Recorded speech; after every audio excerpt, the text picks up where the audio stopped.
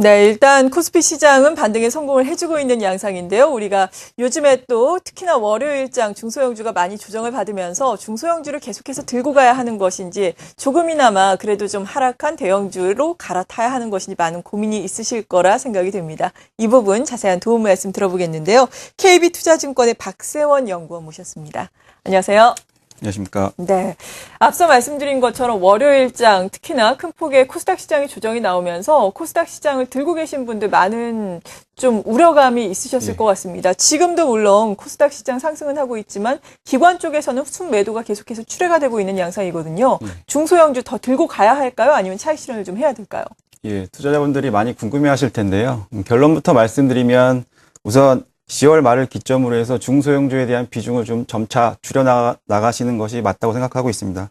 그 근거는 8월부터 이어진 중소형주 강세가 10월까지 이어질 것이라는 제 판단인데요. 이 아이디어는 시즈널러티를 이용한 아이디어입니다. 이거는 이제 그 모건 스탠리에서 일본 시장 분석한 자료를 제가 한국 시장에 적용해 본 건데요.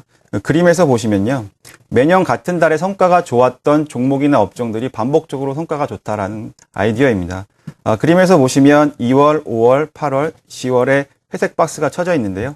이것은 분기 실적 시즌입니다. 그래서 종목별로 사이즈별로 코스피 종목들을 그룹핑해 가지고요. 대형주, 중형주, 소형주로 나눴을 때 보시면 대형주의 히트 레이시오, 즉 코스피를 이기는 횟수가 2월, 5월, 8월, 10월에 급격히 줄어드는 모습을 보실 수 있을 겁니다.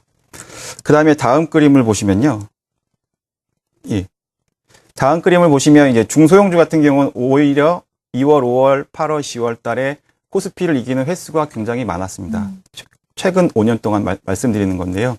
이건 어떤 걸 의미하냐면요. 이거는 이제 대형주 같은 경우는 애널리스트들이, 즉 각 증권사 애널리스트들이 커버하는 그 종목들이 많기 때문에 오히려 투자자분들이 본격적인 실적 시즌이 되면 그 투자 정보를 미리 알고 투자하기 때문에 실적 시즌이 됐을 때는 오히려 차익 실현하는 패턴들이 있고요. 중소형주 같은 경우는 애널리스트들이 커버하는 종목들이 별로 없습니다. 그리고 있다고 해봤자 몇 종목 안 되기 때문에 오히려 실적 시즌인 2월, 5월, 8월, 10월 달에 중소형주의 강세 현상이 좀 나타나는 패턴들이 있었습니다. 네. 따라서 제 논리는 이렇게 10월 달에 중소형주의 강세 현상이 일어날 때쯤에 차차 중소형주에 대한 비중을 줄여나가는 것이 맞다고 생각하고 있습니다. 네, 과거를 사례를 모아서 평균을 내봤더니 이러한 결과가 나왔다라고 말씀해 주시면서 10월 달까지는 그러니까 중소형주의 강세가 이어질 수 있겠지만 이것을 차익 실현의 기회로 삼아야 한다라고 말씀해 주셨습니다. 하지만 또 일각에서는 중소형주 또 성장 스토리를 요즘에는 또 가지고 있기 때문에 장기간 박스권을 상향 돌파를 할 수 있을 것이다. 그러니까 500을 좀 넘어서서 아주 강하게 갈 수도 있을 것이다라는 의견도 있던데요. 여기에 대해서는 어떻게 생각하세요? 예, 제가 서두에 말씀드렸던 중소형주에 대한 비중을 줄이자는 건요.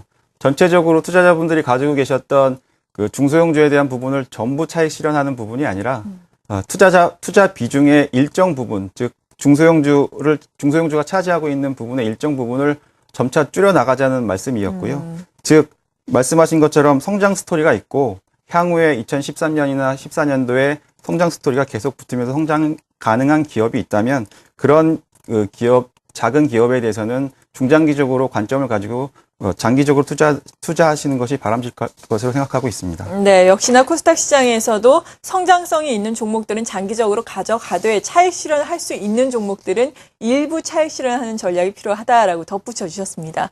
그렇다면 코스닥 시장 전반적으로 10월이 어느 정도 고점일 것으로 예상을 하신다면 10월 이후에는 대형주가 더욱더 유망하다라고 보시는 건가요? 예, 그렇습니다. 예. 그러니까 10월 이후에 대형주가 유망하다고 판단하는 이유는요. 그림에서 보시면 기업 이익 추정치, 즉 각 증권사의 애널리스트들이 추정한 기업 이익 추정치의 코스피의 합치입니다. 보시면 2012년 3분기와 4분기의 추정치 값들이 계속 현재 시점이 될수록, 즉 과거 대비 현재 시점이 될수록 계속 하향하는 모습들을 보고 계신데요. 네. 이런 것처럼 3분기 실적 시즌이 되면서 3분기에 대한 실적을 조정하는 동시에 4분기에 대한 실적 또한 같이 조정하는 패턴을 보이고 있습니다. 즉 당초 예상했던 기업 실적보다 3분기에 나올 실적들에 대한 실망감이 있기 때문에 이런 조정들이 이루어지는데요. 이런 조정들이 일어나면서 주가에는 이미 선 반영되고 있다고 봅니다. 따라서 3분기 실적이 마무리되는 시점에는 오히려 4분기 실적이 조금만 잘 나와도 더 크게 반응할 수 있는 그런 부분들이 있기 때문에 대형주의 강세가 있을 수 있다고 생각하고요. 또 한 가지 이유는 첫 번째 말씀드렸던 것처럼 그림에서 보시면요. 대형주가 보시면 10월 달에는 약한 패턴을 보였지만 시즈널러티로 보시면 11월, 12월로 갈수록 코스피를 이기는 횟수가 굉장히 급격히 늘어납니다.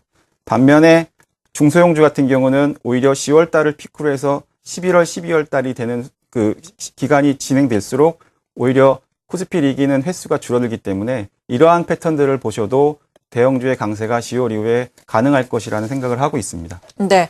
그러니까 10월 정도에는 고점을 찍는 중소형주의 비중을 줄이면서 대형주의 비중을 점점 늘려나가야 한다라는 이야기신데 앞서서 또 실적 호전될 수 있는 대형주 잠깐 언급을 해주셨거든요. 어떤 업종군들인지 보다 자세하게 설명을 좀 해주시죠. 예, 우선 지금 현 시점에서는 이제 2012년 3분기에 대한 실적이 본격화되는 시즌이기 때문에 투자자분들은 아마도 3분기에 대한 실적보다는 2012년 4분기, 다음 분기에 대한 실적에 대해서 더 관심이 많으실 겁니다. 따라서 2012년 4분기에 실적이 호전되면서 또 내년에 대한 기대감, 즉 2013년의 연간으로 실적이 호전되는 기업들을 좀 추려봤습니다. 그러한 종목들로 SK하이닉스, 현대건설, 두산중공업, NC소프트 등이 있고요. 이런 종목군들의 관심을 가지시고 좀 길게 보시는 투자를 하시면 성과 측면에서 괜찮을 것이라고 생각하고 있습니다. 네, 접근 가능한 대형주들 유망하게 보시는 것들이 어떤 것들이 있는지는 보다 자세한 내용 저희 또 홈페이지에 올려놓겠습니다. 참고해 보시면 좋을 것 같습니다. 지금까지 KB투자증권의 박세원 연구원이었습니다. 감사합니다. 예, 감사합니다.